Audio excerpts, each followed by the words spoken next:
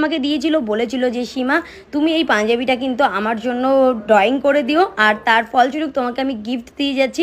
আমাকেও চকলেট দিয়ে এসেছিলো, কিন্তু ফাইনালি এটা আমি এক রাত বসে বসে ডিজাইন করার পরে এই লুকটা কমপ্লিট করেছি।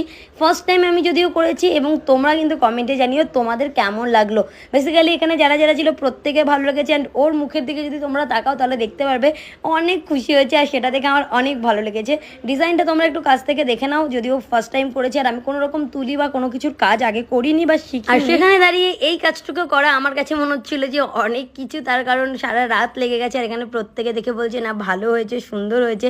আর এই যে দীপ বলছিল কাশ আমাকে যদি একটু তুমি করে দিতে এরকম। তো যাই হোক, আমি চেষ্টা করবো ইন ফিউচার আমার দাদার জন্য একটা করার, অ্যান্ড দীপের জন্য একটা করার। দীপ আমি তোমাকে কথা দিলাম, ইচ্ছা আছে তোমার জন্য আমি এটা রেডি করে দেবো গাইস। আর এই পাঞ্জাবিটা ছিল মিনময়েরই, আর মিনময়কে তারপরে বোঝাচ্ছিলাম। মিনময় চুপচাপ শুনছিল, বলছিল এটাই যে আমি ভাবছিলাম যে এর ভিতরে কিছু না কিছু